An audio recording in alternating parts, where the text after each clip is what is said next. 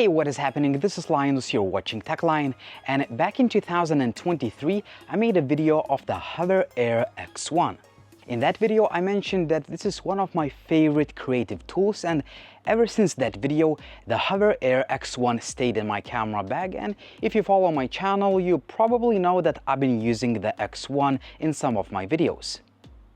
Even though I have a few DJI drones which are awesome, but I keep coming back to this little tiny self-flying camera, and here is why. The first reason why I keep using the HoverAir X1 is its size and weight. Just look at this. This is the size when it is folded. Actually, I can put it in my pocket, in any pocket, in the back or on the side. And this is the smallest kind of prosumer level DJI drone, which is DJI Mini 4 Pro. But for that you need to have a remote control. That means that once you have this package, you need to have at least a camera bag or a little bag for these two devices, and also for extra batteries. Here's the usual carry case. That's the original DJI's carry case for the Mini 4 Pro. And here is the HoverAir X1, which fits right into my pocket when folded, and because it is so light and small, I don't even need to use an additional case.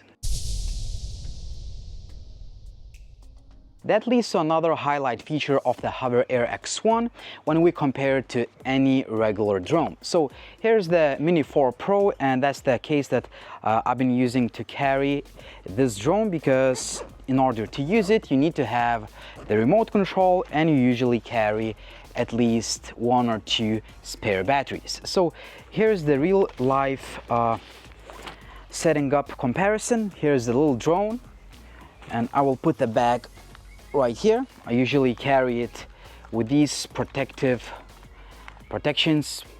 DJI recommends you to do that, so I need to take that off. I need to take this one off. It doesn't take a lot of time, it's just a minute or so, so I usually put them in the bag.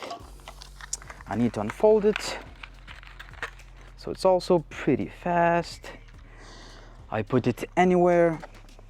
Okay, and here's the remote control.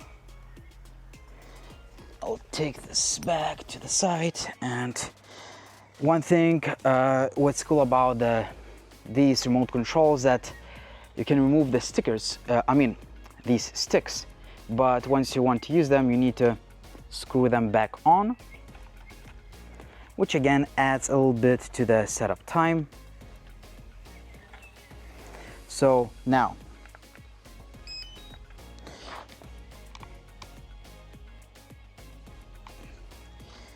I need to wait.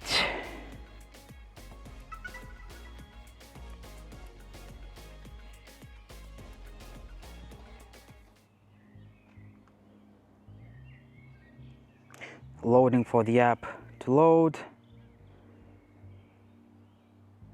Now I need to wait for the GPS. Okay, GPS has locked in.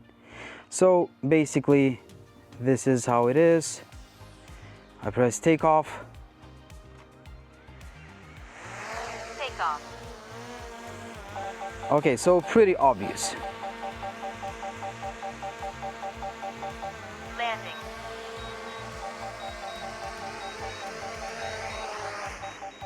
So that's the setup time. It doesn't take a lot of time, but here's the setup time of the HoverAir X1. I just take it out of my pocket, I unfold it, and I press and hold the power key. I wait for a few seconds.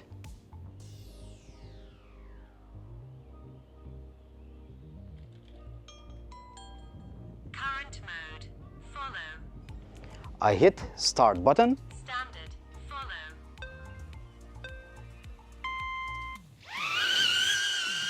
It starts recording and following me automatically.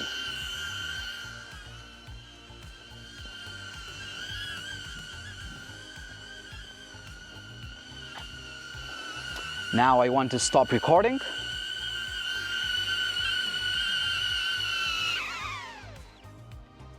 That's it. That's the setup time. I have my shot. I just needed a few seconds of the video. That's it, done. I just press the power key to turn the device off. fold it back, put it in my pocket, and I'm ready to go to another shooting location. As you can see, size, weight, ease of use, and setup time are huge advantages over regular drones. I wanted to talk about operation in detail. So here is the HoverAir X1. It is already turned on, and once you turn on the device, it tells you which mode you're in, which is awesome, but you don't need to have any remote control, anything to change to a different mode, because you can do this right on the self-flying camera. So what I'm gonna do is Orbit. I press the button and it tells me which mode the self-flying camera is in. Bird eye. Custom. Hover. Zoom out. Follow. Okay, and once you press and hold this tiny key, you can actually adjust some basic settings. So if I press and hold it, Far. Follow. Close. Follow. okay, let's change to another one. For example, Orbit. in the orbit mode, I can press and hold it, 4 meters. Orbit. 4 meters. 6 meters. Orbit. As you can see, you can switch between different modes, and you can adjust some basic settings right on the device. So that just confirms the previous argument. This is all-in-one standalone device for all the basic features, like if you want to record that shot like right here and right now, and you have no time to set the drone up, that's the device you want to go for. At least this is the device that keeps staying in my camera bag, and I keep using it because there are quite a few situations. For example, while I'm traveling, I wanted to travel light, and you know, I just can't drop this into my bag. I want to use this case, or if I'm traveling with my camera bag, which is a lot heavier, yeah, I can use that. I don't need to use this case, but again, I need to bring the remote control, which is actually a lot bigger and heavier than this HoverAir X1, than the entire thing. So here it is, and once we fold it, it's even more obvious, and you cannot fold the remote control. So that's the thing, setup time, ease of use, size, weight, and just having a standalone all-in-one device is a huge advantage. I've been using the HoverAir X1 for quite some time. It's actually more than half a year, and my favorite mode is Dolly track because it enables me to record myself without asking anyone for help. I can do it myself with just this device, and I wanted to show you live how it works. So the device is already turned on and set to this mode using the buttons. I just press the key. Dolly track.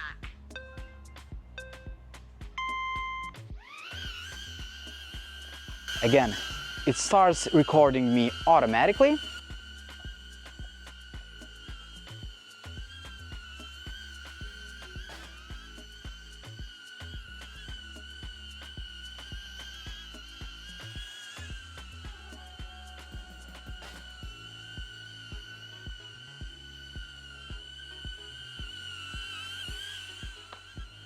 Once I want to stop, I just stop walking.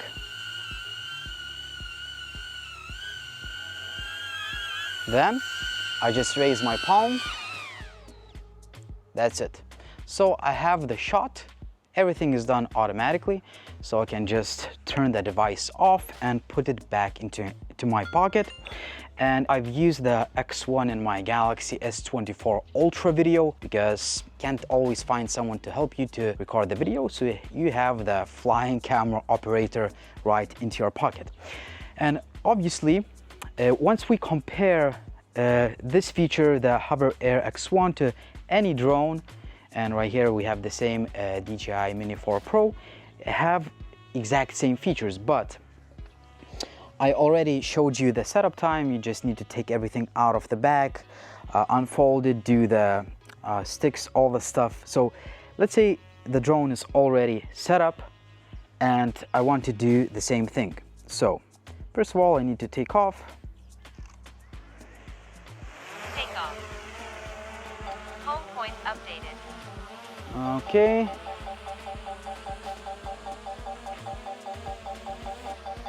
So I can do exact same thing, but just real life scenario. I choose active track.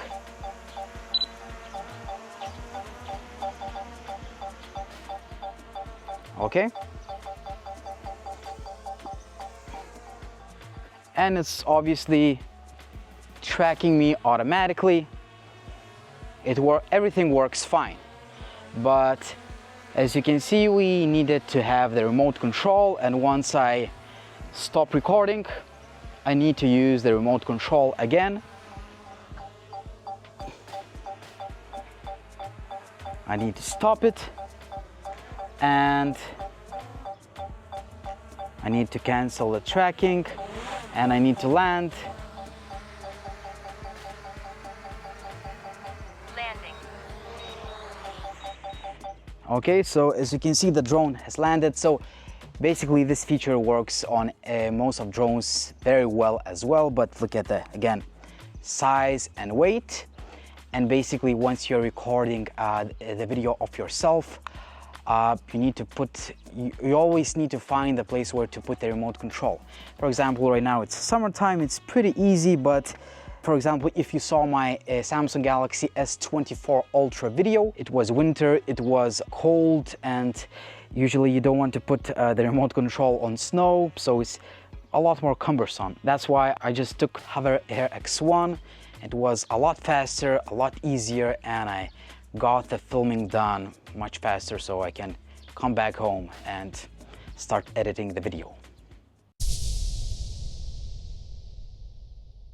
Another key selling point of the HoverAir X1 is for view versus for you.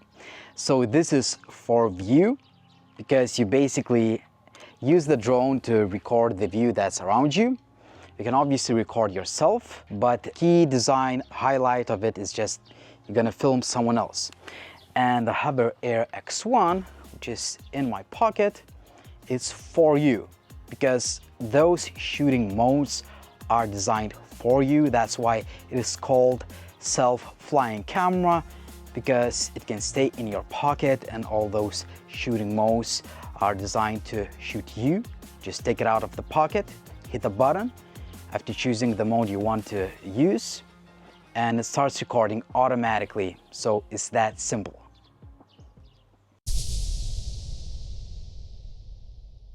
I have several DJI drones and I think that they are awesome for many reasons, but size and weight keeps me from using them in certain situations. That's why I have HoverAir X1 that I can simply put it in my pocket or in my camera bag. I can easily travel with it without any issues. It doesn't weigh anything. In fact, the battery, just one battery of the Air 3 weighs more than this entire thing. So here's the comparison. So that's just the battery. So in conclusion, size, weight, ease of use, operation, setup time, and those special shooting modes are key highlights to me, and that's why I keep using the X1. As a matter of fact, I've been using the X1 for almost 8 months now, and all of the features have been working fine. That's why I can easily recommend it, even though you have 1 or even 2 DJI drones. Tell me in the comment section down below what you think about the HoverAir X1. Would you buy this self-flying camera or would you choose another device? So tell me in the comment section down below what you think. Also like the video if you liked it. Please subscribe to the channel if you haven't already. And as always, it was Linus. Thank you for watching and see you soon.